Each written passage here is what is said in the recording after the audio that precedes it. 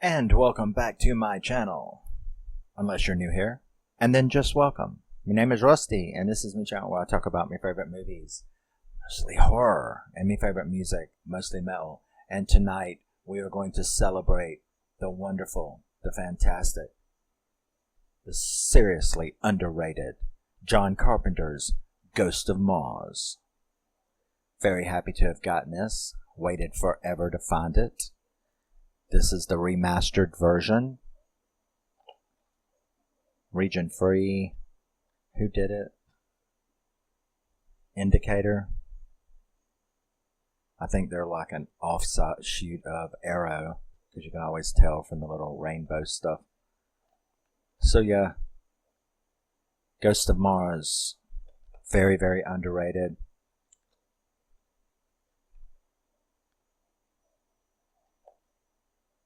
People love to hate it. I love people to hate what I love. It just makes me feel so fucking special. So Ghost of Mars was released in 2001. It was directed by John Carpenter, of course, and it was written by Larry Sulkis and John Carpenter. It stars Natasha Henstridge from Species and Ice Cube. It stars Jason Statham. It's one of his early roles. And Pam Grier, the fantastic Pam Grier, is in it as well. It's got one of the Carradine brothers in it too, the younger one. I can't think of his name. Not John. That's the patriarch. Not David. Ain't that Kung Fu? Anyway, it's got one of him in it too. Great cast. So yeah, this movie is set in 2176. Earth has been terraformed 84%. It has now a relative Earth-like atmosphere, but the whole planet will not be completely Earth-like for another 10 years or so.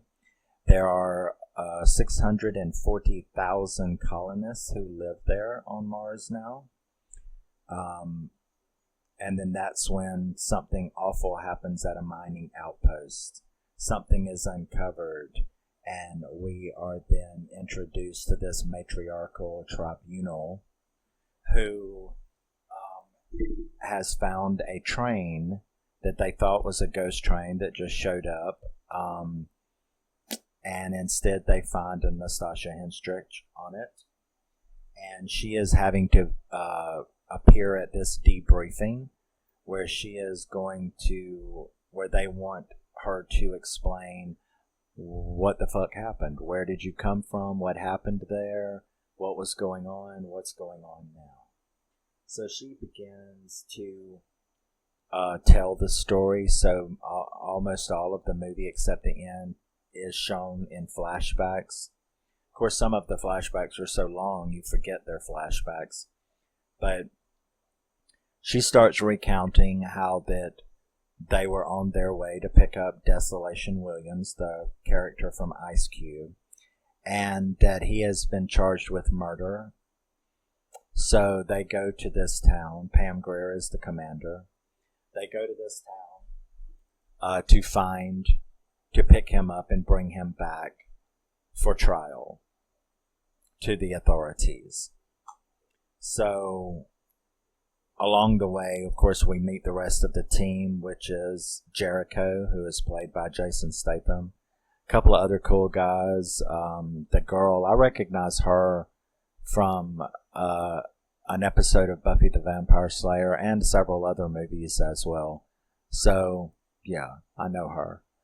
And they get there, but the place is completely empty. It's a mining town, but it's completely empty. They start looking around.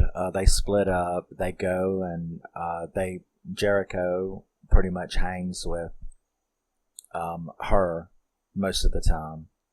And they find Desolation Williams is still in his cell, but they can't get down there to the secure area.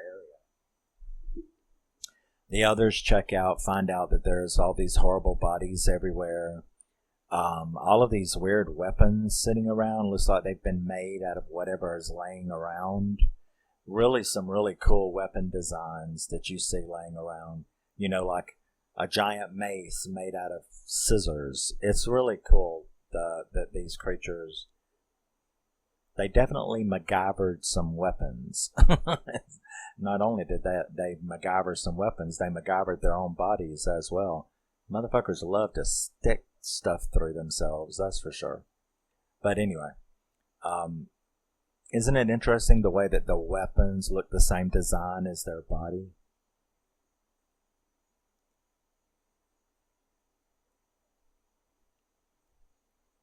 If you know what that was, write it in the comment. I know what it was. You should be able to figure it out if you're smart. So anyway, so yeah, they end up managing to get down there to him, and there's also several other people that were in there, including a doctor played by Joanna Cassidy, the one of the replicants from Blade Runner. She was the snake lady, the stripper that used the snake. So they start trying to find out what's going on. Nobody really knows. Desolation Wisdoms, he tells them, I didn't do it. Well, you had all the stolen money. He's like, yeah, I was going to rob them. I admit that. I am a thief. I'm a criminal. I'm a crook. And I went in there to rob them, and instead I found them all hanging upside down with their heads cut off. Now, the commander and her had actually believed him, because he was locked up down there when this town ended up the same way. Bodies everywhere, hanging upside down with their heads cut off. So that's what he walked into. He was down here arrested when it happened here, so he probably didn't do that either. So they don't really believe that he's the criminal that he's being made out to be. But, they're just cops. What can they do about it? So they start trying to figure out, now, she knows, the lady, Joanna Cassidy's character, Doctor, she knows exactly what happened. And she just basically tells them that there's some shit going on and we got to get out of here. So they start trying to formulate how to do that. Meanwhile, we have lots of cool scenes, like where that guy commits suicide in that pod, and he's screaming at them, that little side-by-side looking thing. And he's like, don't open the door, stay away, let it stay stuck in here. And then he cuts his own throat. That was pretty interesting. That, of course, made her go off looking for somebody that ran behind her. So Jericho comes along, and him and Natasha Kent's... I need to know her name.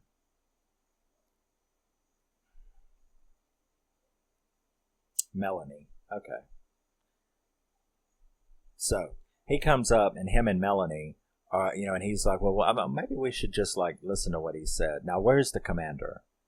And because we can't do anything for him, I'm certainly not going to open that thing up, because he said don't do that. So he goes looking for her. She goes back, and that's when I was kind of really pissed off, because the commander was dead, beheaded, and her head put on a spike. And that's when Jericho knew. He watched all them crazy motherfuckers down there. He goes back and tells them, and then we have these wonderful, absolutely wonderful scenes of them trying to figure out what to do. The distrust between Ice Cube, Desolation, and Melanie, and then they even find 3 of his buddies that had come to help. So there was that hilarious scene where that dude kept doing the breather, the black market breather that gets you stoned. I guess it's sort of like that, what is that stuff that people sniff of, that gets them stoned in bars? They sniff that stuff. Anyway, that inhalant stuff. But so he's doing that, and he ends up telling that girl, no, yeah, you're doing it wrong. Let me open that can up for you. And Desolation is standing right beside him, and he looks, and he knows that the guy's thumb is sticking over the can. But he's so stoned, he just cuts his own thumb off. And the way he reacted to it, laughing, is That was great. That was great. You're an idiot. That's what you get for being a dumbass. So there's lots of really cool scenes. I love the dialogue in this movie. And I love the action in this movie. Now that they've all agreed to work together to try to get out, the doctor ends up telling them the truth. The mining was stopped because after a wall was brought down, a tunnel was found. Obviously not made, obviously what we would call a man-made tunnel, but it wasn't made by humans from Earth anyway, because it was hundreds of years old. So she went in, and that was a fucked up trap, right? Because the door was there, and it had this like plank across it with this, I guess what back then would have been Martian writing, and she didn't do anything but touch it, and it just dissolved into dust, and the door went away. I guess maybe in Martian it said, "Do not touch." That's what I'm going to assume that it said, because when she touched it, it dissolved into dust, the door went away, and that's what let them loose. So she had to admit that even though it was completely by accident, I let them loose, and here it is. And she tries to explain how it's some kind of probably creatures like live in the desert here that can go dormant, waiting for the rain. And this thing is the same way. These creatures float on the wind. They infect people, and when the host body dies, they come back out. So I really don't know. Is it spirits or... Because the thing that I compare it to the most, this movie, is the pirates. Now, if you're a Star Trek fan, or you've ever watched Deep Space Nine, you know what the pirates are. They are these spirits that can, inhabit you and stuff like that. And the creatures in this movie, or the beings in this movie, that's the closest thing that I can compare them to, is the pirates from Deep Space Nine. So I really don't know how you would cleanse this planet now that you've got them out, but I can discuss that in a minute. So after she tells them the truth about everything, they have to fucking get the train to come and get the hell out, right? So the train does eventually come after they have this huge, because it's not there, so they have this huge bloody battle in which a lot of them are killed, and they kill a lot of them as well. Some really cool kill scenes go on here. They have a showdown with the leader, several times, a couple of different times. He's a big, scary motherfucker too. So once the train finally does show up, they do manage to get to it, and they take off. By the time they get to it, man, though, there's nobody left. I mean, everybody, even Jason Statham's character, the other girl, the other guys, that whole squad was killed except for Desolation Williams and Melanie. So Desolation and Melanie are the only two left. They're on the train trying to get back. They end up having to fight several, including the big guy, including the leader, and they manage to defeat them. At which point, she's hurt pretty bad. She got cut by one of those razor frisbees, is what I call them. They were real good with them damn things, too. We saw several beheadings with them. So, now that everything's calmed down, he has to, fix her wound, which was pretty bad. So he, gives her stitches and ends up, handcuffing her to the bed. And it's like, I'm getting off now. I'm going back, not going back. So he gets off the train. She makes it back. And now we're up to date with her standing in front of the tribunal. They really don't punish her or anything or accuse her of anything. They're just like, okay, cool. We'll see how things go. And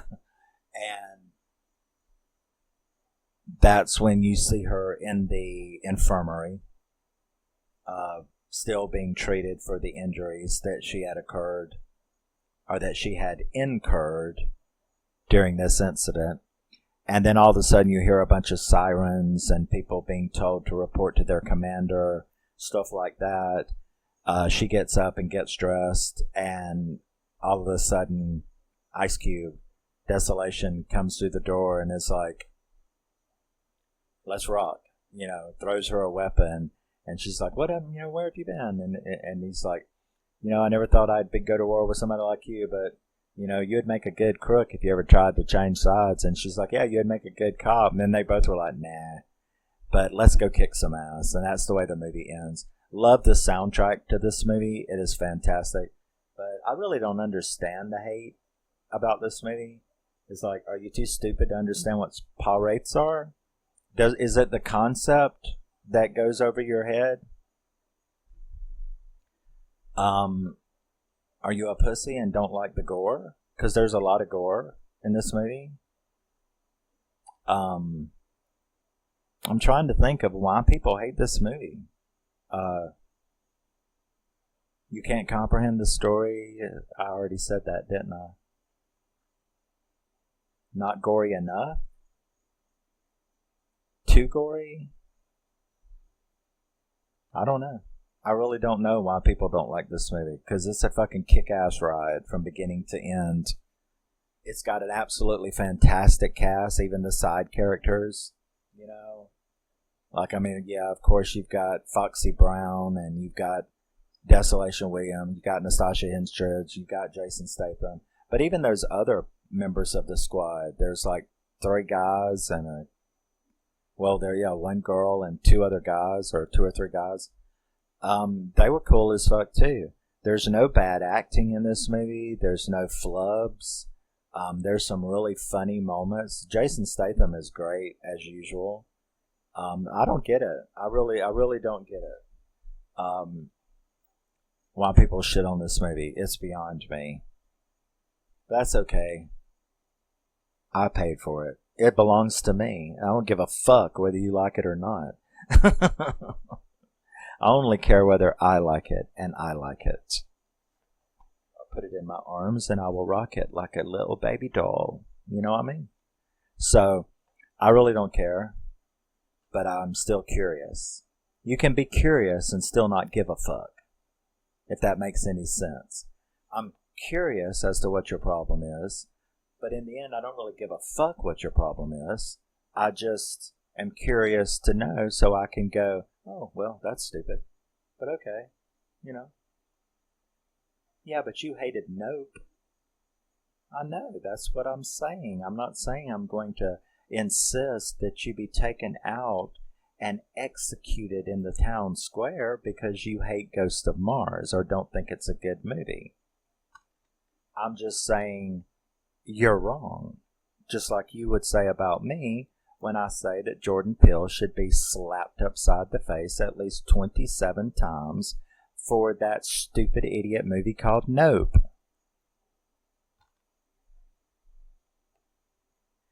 It's called diversity. We can all have it. It's all right. It doesn't mean that we have to, harm one another, does it? Just call me an idiot for not liking Nope, and I will call you a moron for not liking Ghosts of Mars, and then we can hold hands and go skipping down the sidewalk and go get some ice cream. So, Ghost of Mars, 2001. I don't understand the hate. If you hate this movie, tell me in the comments. I promise I won't call you any names in return. Tell me why you hate this movie. I don't get it. I really don't. I have it listed as a 9 out of 10 on International Movie Database. And that is sincere. I have so much fun with this movie. Only reason it's got a 9 out of 10 is because they should have waited to the end, like the final battle. They should have waited to the final battle. They should have killed somebody else and put their head on a spike, not the commander. Pam Grier should have been at least allowed to live to the major fight before the train, where everybody else got killed that was in the squad. They should have added a throwaway character to do the head spike thing, not her. See, I love it, and even I have a little negative, very small negative, but I adore this movie, and I don't understand how anyone cannot love this movie. And John Carpenter is very right to be pissed off. I feel sorry for directors who legitimately do something. Really? You think Jordan Peele should be upset with you? Touche. Touche. I don't give a fuck. That movie is stupid as fuck. Halfway through it with all that monkey stuff, that monkey stuff was the stupidest shit I have ever had to watch. And I can make better special effects than Nope did. I'm serious. I could go out there and film one of my boys throwing a pie plate across the sky. I could film it at the right angle and look better than that shit in Nope. And I don't really understand. What am I doing? I'm not going to do it. Ghost of Mars is absolutely fantastic, and Nope fucking sucks. And that's just the way it is. But yes, I would be curious to know what you think is so bad about this movie. And otherwise, hell yeah. 2001, Ghost of Mars. Love you, miss you. Bye-bye. I will see you in the next thing I do. Hopefully, now that I'm beginning to feel a little better, maybe I can do more stuff, get back to stuff, and to piss you people off. I love to do it so. But no, really. I love my channel. I love to talk about movies, and music is my life. It is my addiction. At least my addiction does not hurt anything but my wallet. I am addicted to movies. I am addicted to cinema. I am addicted to music. I love music and cinema. Very artistic. So I love movies. I love cinema. And I love music. So I love being able to pick out movies that I think deserve a lot more love, a lot more attention, and a champion, defending them. And I definitely defend Ghost of Mars. It is great. And I tell you what, that trench coat that fucking Pam Grier is wearing in this movie, I would pay good money for that trench coat. It's just the way it looked. It was that weird material. It was like leather, but it was shiny leather looking stuff. I love it. I love that trench coat that she was wearing. So, yeah, I notice a lot of things in movies. But I love being able to talk about and praise my movies, and yeah, I love going through my collection and going, that movie needs some love. Let me give it some love, and encourage others to check it out and give it a chance. And I will see you in the next thing I do.